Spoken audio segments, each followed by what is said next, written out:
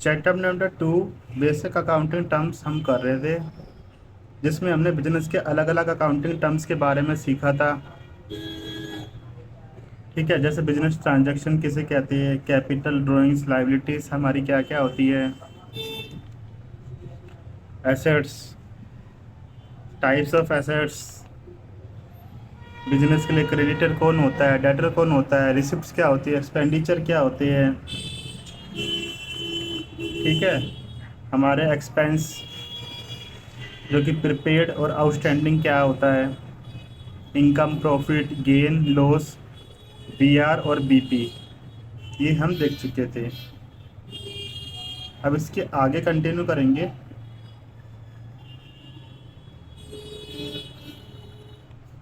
अब आगे आता है हमारा ट्रेड रिसीवेबल।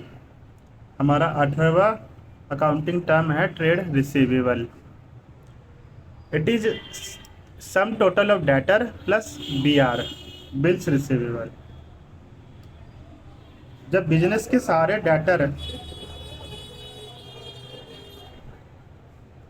प्लस बीआर को प्लस कर दो तो हमारा आ जाता है टीआर। टीआर यानी कि ट्रेड रिसीवेबल। ठीक है, जितना भी अमाउंट हमें डेटर से लेना है और जितना भी हमारे पास बिल्स रिसीवेबल रखे हैं कैश होने के लिए, वो दोनों ही अमाउंट को हम कहेंगे ये हमारे बिजनेस के ट्रेड रिसीवेबल्स है। और ट्रेड रिसीवेबल हमारे बिजनेस के लिए क्या होते हैं, करंट एसेट्स। इसी प्रकार trade payables, sum total of creditor plus B bills payable. जब सारे क्रेडिटर प्लस जितने भी बिल्स पेबल है, हमारे जितने भी बिल पे करने हैं हमें,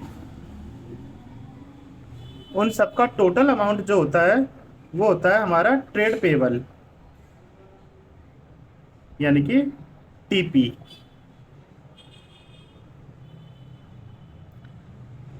ठीक है, अब आता है स्टॉक, जिसे इन्वेंट्री भी बोलते हैं। गुड रिमेनिंग अनसोल्ड और unused in manufacturing on particular date,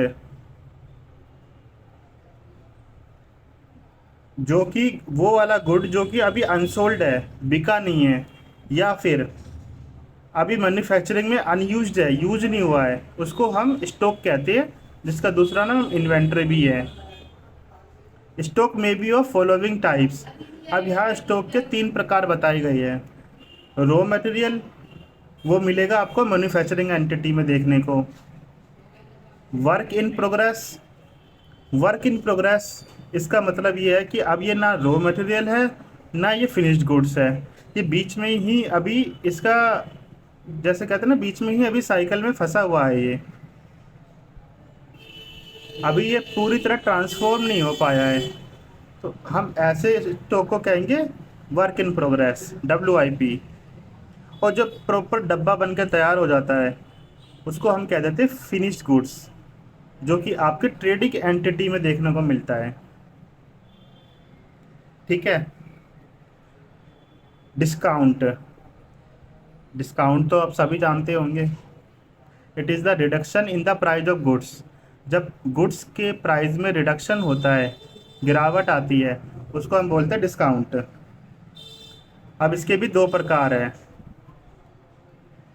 एक होता है ट्रेड डिस्काउंट और दूसरा होता है कैश डिस्काउंट। ट्रेड डिस्काउंट किसे कहते हैं? It is the reduction in prices by seller. ये जो कमी करी जाती है सेलर के द्वारा प्राइस में, to purchase of goods, to purchaser of goods, खरीदने वाले को जो डिस्काउंट मिलता है उसको हम बोलते हैं ट्रेड डिस्काउंट। जब सेलर परचेजर को डिस्काउंट देता है, और वो क्यों देता है? When they buy goods in bulk, जब हम सामान, गुड्स जो होते हैं बल्क में खरीदते हैं, तो कई बार क्या आता है, बेचने वाला सेलर परचेजर को, खरीदने वाले को डिस्काउंट दे देता है। और ये वाला डिस्काउंट कभी भी रिकॉर्ड नहीं होता है बुक्स ऑफ अकाउंट में। ट्रेड डिस्काउंट कभी रिकॉर्ड नहीं होता है हमारा बुक्स ऑफ अकाउंट में। एग्जाम्पल, जैसे एक शर्ट 1000 की है, तो 100 शर्ट आपकी 1 लाख की होगी, अब आपने 100 शर्ट ली है, बल्क में सामान खरीदा है, तो आपको 5% डिस्काउंट मिल गया, यानी कि 5,000 का। तो टोटल आपका 95,000 रुपये का बिल बनेगा, या 1 लाख की अब कोई बात नहीं आएगी कहीं पे भी, या टोटल कहा जाएगा 95,000 रुपये की सेल हुई, 95,000 रुपये का माल खरीदा गया है। वो 5,000 का जो डिस्काउंट है वो कहीं रिकॉर्ड नहीं होगा। ऐसे डिस्काउंट को हम बोलते हैं ट्रेड डिस्काउंट। जब बल्क में माल खरीदा जाता है, goods purchase in bulk, goods sale in bulk, ठीक है। और उसके बाद ये वाला हमारा कहीं रिकॉर्ड नहीं होता है, 5,000 रुपये हमारा कहीं आपका नहीं आएगा। आपका जो आएगा अमाउंट वो 95,000 रुपये ही शो होगा, ठीक है। आगे बढ़ते हैं, cash discount. This is given by seller, ये भी सेलर देता है टू इट्स डेटर, अपने डेटर को, ठीक है, अपने डेटर को देता है ये, यानी कि जो उससे उधारी पे माल खरीदता है। To encourage early payment, early payment यानी कि जल्द पेमेंट करने के लिए एक सीडी दी जाती है, सीडी यानी कि cash discount. It is an expense for seller, ये एक खर्चा है सेलर के लिए, बेचने वाले के लिए, और डेटर के लिए इनकम है, जो माल खरीद रहा है उधारी पे उसके लिए फ़ायदा हो जाता है, क्योंकि उसको तो पेमेंट करनी है। अगर वो जल्दी कर देगा तो उसको सीडी मिल जाएगी, कैश डिस्काउंट मिल जाएगा। और ऐसा डिस्काउंट हमेशा रिकॉर्ड होता है बुक्स ऑफ अकाउंट में, it is always recorded in the books of account, ठीक है। ये वाला डिस्काउंट हम बुक्स ऑफ अकाउंट में अपने बही खातों में रिकॉर्ड करते हैं। इसी से जुड़ा है रिबेट। रिबेट कब दी जाती है? Reduction in the price, price में रिडक्शन हो जाना because of poor quality of goods और डिफेक्टेड प्रोडक्ट। ये सैलरी देता है क्योंकि उसे पता मेरा माल लिया था पुअर क्वालिटी का है या वह डिफेक्टेड है, तो वो रिबेट दे देता है अपने कंज्यूमर को, वो रिबेट दे देता है ताकि उसका माल निकल जाए, स्टॉक खत्म हो जाए उसका। Reduction in price because of poor quality, rebate दिया जाता है पुअर क्वालिटी की वजह से और डिफेक्टेड प्रोडक्ट की वजह से, ठीक है। अब हमारा जो 22वां अकाउंटिंग टर्म्स आता है, दैट इज बैड डेप्ट। बैड डेप्ट क्या होते हैं? बैड डेप्ट, बैड यानी कि गंदे, डेप्ट यानी कि आप डेप्ट यानी कि डेटर जो कि अब पैसा नहीं देगा, उसको हम बोलते हैं बैड डेप्ट। It is the amount payable to business, ये वो वाला अमाउंट है जो कि बिजनेस को पेबल है, यानी कि ओड टू बिजनेस, यानी कि बिजनेस को पे होना है। डेट इज़ रिटर्न ऑफ, जो कि अब हमने राइट ऑफ कर दिया है, वो नहीं होगा because it has become irrecoverable, क्योंकि ये इरिकवरेबल है, अब इसकी रिकवरी हम नहीं कर सकते, वो बैड डेप्ट हो चुके हैं, वो डेटर हमारा भाग चुका है, अब वो वहाँ से पैसा आने की कोई उम्मीद नहीं बाकी है। तो ऐसा अमाउंट जहाँ से, ऐसा डेटर जहाँ से हमारे पैसे आने की कोई उम्मीद नहीं है, उसको हम बैड डेप्ट घोषित कर देते हैं, ठीक है। ये वो अमाउंट है बिजनेस के लिए जो कि बिजनेस को मिलना चाहिए था, पर अब बिजनेस इसको भूल रहा है, राइट ऑफ कर रहा है। क्यों? क्योंकि ये कभी नहीं मिलने वाला, उसको हम बैड डेप्ट कह देते हैं। Depreciation, it is a fall in the value of tangible assets due to its usage. जब हमारे टेंजिबल एसेट्स की में गिरावट आती है वैल्यू में, जब हम उसका इस्तेमाल करते हैं ड्यू टू इट्स यूसेज, उसके इस्तेमाल करते करते उसकी वैल्यू कम हो रही है, तो उसको हम बोलते हैं डेप्रिसिएट हो रही है हमारा एसेट्स, हमारी मशीनरी। अच्छा, टेंजिबल एसेट्स तो बहुत प्रकार के होते हैं। सबसे पहले क्या होती है? बिल्डिंग, पढ़ी थी ना हमने, बिल्डिंग, मशीनरी, इक्विपमेंट और आपका फर्नीचर। जब इनकी वैल्यू में गिरावट आती है, उस गिरावट को हम कहते हैं डेप्रिसिएशन, क्योंकि इनका यूज़ हो रहा है। आज जो मशीन हमने 10 लाख में ख़रीदी, उसको हमने 3 साल दबा के यूज करा है, तो क्या वो अभी भी 10 लाख की रह जाएगी? नहीं, उसकी वैल्यू में जो गिरावट आएगी उस गिरावट को ही हम बोलते हैं डेप्रिसिएशन। अच्छा, यहाँ पर एक एक्सेप्शन है, कभी भी लैंड डेप्रिशिएट नहीं होता। लैंड एक ऐसी चीज़ है जो कि कहीं पे भी डेप्रिशिएट नहीं होती, ज़मीन कभी डेप्रिशिएट नहीं होती। एमोटाइजेशन, अब जैसे यहाँ पर हमारा टेंजिबल एसेट्स की वैल्यू में गिरावट आती है तो हम उसे डेप्रिसिएशन कह देते हैं। जब इनटेंजिबल एसेट की गिरावट आती है तो हम उसको एमोटाइजेशन बोल देते हैं। इंटेंजिबल एसेट्स कैसे? कॉपीराइट, और सबसे अच्छा एग्जांपल है इसका गुडविल। आज हमारे ब्रांड की गुडविल है सपोज करो 10 लाख रुपए, लेकिन अगले साल या अगले 3 साल बाद हमने निकाली उसकी गुडविल कैलकुलेट करी। गुडविल गुडविल कैलकुलेट करने के बाद उसकी 7 लाख रुपए वैल्यू आती है, तो इसमें आ गई गिरावट। और गुडविल क्या है? आपका इंटेंजिबल एसेट है, तो उस गिरावट को हम डेप्रिसिएशन ना बोल के एमोटाइजेशन बोलते हैं।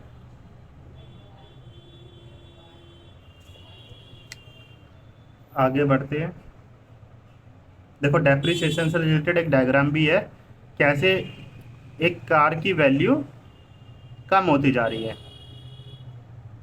जैसे जैसे कार चल रही है, उसका यूसेज हो रहा है, वैसे वैसे उसकी वैल्यू कम होती जा रही है।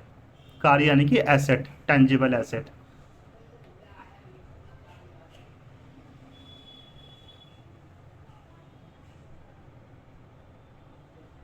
इंसॉल्वेंट, इंसॉल्वेंट या इंसॉल्वेंसी का मतलब होता है person who is unable to pay his date.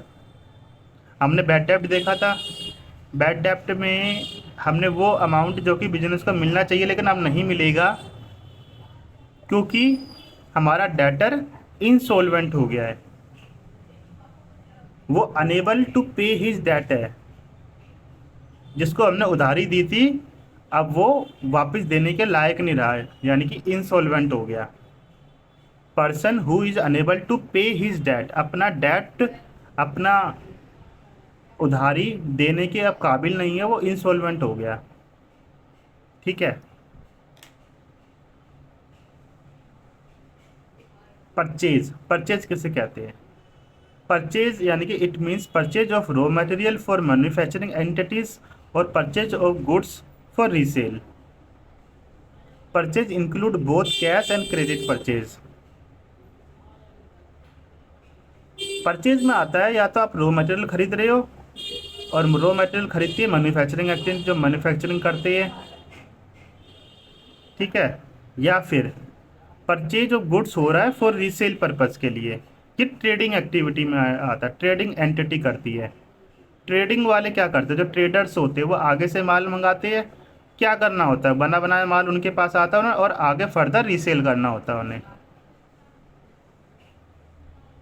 लेकिन जो मैन्युफैक्चरिंग जो कि गुड्स को बनाती है, वो जो रॉ मटेरियल परचेज करती है उसको हम परचेज बोलते हैं। और जब ट्रेडिंग एंटिटीज़ गुड्स को परचेज करती है रीसेल पर्पज के लिए, ठीक है, वो भी परचेज है आपका।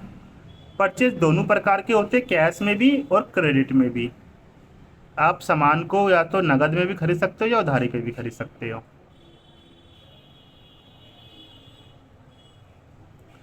परचेज रिटर्न, जैसा नाम से समझ आ रहा है, हमने परचेज करी, अब किसी प्रकार से हम उसे वापस करते हैं सेलर को, उसको हम बोलते हैं purchase return. Goods purchase may be return to the seller for any reason. जो हमने गुड्स खरीदे, जब हम उससे सेलर को वापस करते हैं उसको हम बोल देते हैं परचेज रिटर्न। कोई भी रीज़न हो सकता है, जैसे कोई डिफेक्टिव गुड्स आ गए, अब हमने उसे वापस करना है, तो भाई हमने परचेज रिटर्न कर दी।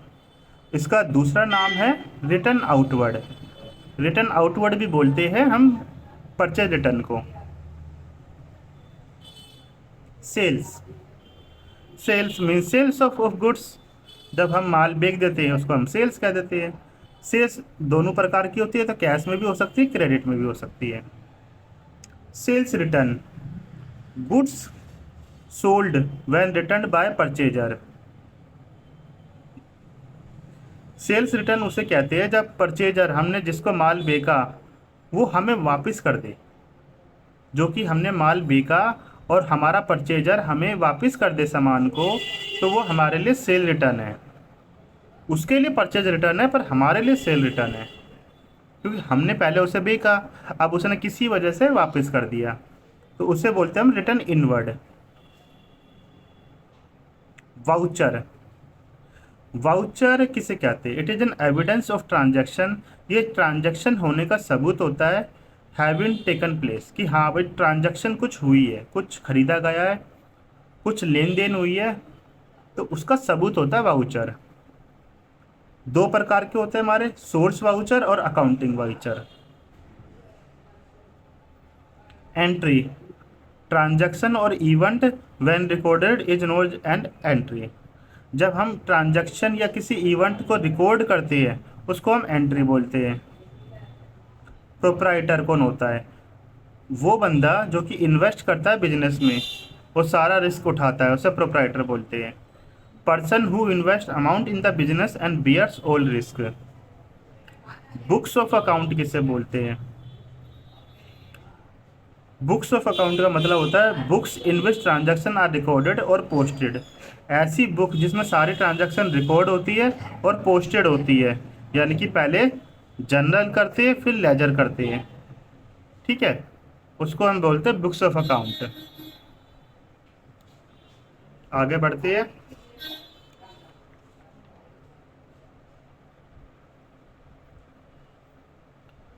फाइनेंशियल स्टेटमेंट और फाइनल अकाउंट किसको बोलते हैं? फाइनल अकाउंट या फाइनेंशियल स्टेटमेंट? अभी आगे जाके आप देखोगे कि ट्रेडिंग अकाउंट बनाना सीखोगे और प्रॉफिट एंड लॉस अकाउंट बनाना सीखोगे। जब आप ये दो सीख लोगे ना, तो इसको बोलते हैं इनकम स्टेटमेंट। क्या बोलते हैं? Income statement. और जब आप बैलेंस शीट बनाना सीख लोगे, तो बैलेंस शीट का दूसरा नाम है पोजीशन स्टेटमेंट, जो कि आपकी पोजीशन बताती है, ठीक है। और ये दोनों आपका इनकम इनकम बताते हैं आपके, इसमें नेट प्रॉफिट निकल के आता है लास्ट में, और इसमें आपका पोजीशन स्टेटमेंट होती है। और इनकम स्टेटमेंट और पोजीशन स्टेटमेंट को ही फाइनेंशियल स्टेटमेंट बोला जाता है। तो ये कुछ अपना अकाउंटिंग टर्म होता है ना, फाइनल अकाउंट बनाना या फिर फाइनेंशियल स्टेटमेंट क्या होता है, तो वो आपका ये तीन अकाउंट बनाने को ही फाइनेंशियल स्टेटमेंट या फाइनल अकाउंट बोलते हैं, ठीक है। Trading account, profit and loss account और बैलेंस शीट बनाने को ही हम फाइनल अकाउंट बोलते हैं, जिसे हम फाइनेंशियल स्टेटमेंट भी बोलते हैं। और पहले इन दोनों का अकाउंट बनाने को बोलते हैं इनकम स्टेटमेंट, और सिर्फ बैलेंस शीट को बोलते हैं पोजीशन स्टेटमेंट, ठीक है। इनकम और पोजीशन स्टेटमेंट दोनों ही कहलाती है आपकी financial statement. 34th, debit. Debit होता है left side of an account is called debit. जब हम अकाउंट बनाते हैं तो जो उसकी लेफ्ट साइड होती है उसको हम डेबिट बोल देते हैं, और right side of an account is called credit, और राइट साइड को हम क्रेडिट बोलते हैं। और अकाउंट क्या होता है? It is a record of transaction under a particular head, it is T saved. ये अभी हम देखेंगे अकाउंट क्या होता है, कैसे बनता है। ये टी सेव्ड में होता है ऐसे। ये आपकी जो लेफ्ट साइड है डेबिट, राइट साइड है क्रेडिट। डेबिट को हम लिख देते हैं डी आर और क्रेडिट को लिख देते हैं हम सी आर, ठीक है। रेवेन्यू फ्रॉम ऑपरेशन, ये क्या चीज़ है? जिसे हम आर एफ ओ भी बोलते हैं, revenue and from operating activities. जो रेवेन्यू हम अपनी ऑपरेटिंग एक्टिविटीज़ से कमाते हैं। ऑपरेटिंग एक्टिविटी हमारी जो मेन एक्टिविटी होती है, डे टू डे जो वर्क होता है हमारा, उससे जो रेवेन्यू हमारा बनता है, जिस चीज़ का हमारा मेन काम है, ठीक है, उसको हम बोल देते हैं रेवेन्यू। यहाँ पर मेनली बात जो हो रही है वो रेवेन्यू रिसिप्ट्स की हो रही है। रेवेन्यू जो हम कमाते हैं अपनी ऑपरेटिंग एक्टिविटीज़ से। ऑपरेटिंग एक्टिविटीज़ यानी कि जो हमारा मेन धंधा है, हमारे बिजनेस का जो भी मेन काम है, जो भी एक मेन उसकी पहचान है, वो काम करके जो हम रेवेन्यू कमाते हैं उसको हम बोलते हैं R F O, revenue from operation. Cost of goods sold. Cost of goods sold का मतलब है COGS, जिसे हम बोलते हैं direct cost of goods sold. एक डायरेक्ट कॉस्ट होती है, एक इनडायरेक्ट कॉस्ट होती है। तो जब direct cost of goods sold होती है ना, कि हमारा एक डायरेक्ट कॉस्ट होती है सामान को बेचने की, तो जब हम रेवेन्यू में से COGS को हटा देते हैं तब हमारा ग्रॉस प्रॉफिट निकल के आता है। अभी वो डायरेक्ट कॉस्ट क्या क्या होगी वो हम आगे सब पढ़ेंगे, जब हमारा चैप्टर आएगा फाइनल अकाउंट, उसमें सब पता चल जाएगा आपको, डायरेक्ट कॉस्ट और इनडायरेक्ट कॉस्ट। ठीक है, तो कॉस्ट ऑफ गुड्स सोल्ड क्या होता है आपका, जिसे हम COGS भी बोलते हैं। जब हम रेवेन्यू में से COGS को हटा देते हैं तो ग्रॉस प्रॉफिट आ जाता है, और COGS का मतलब है direct cost of goods sold.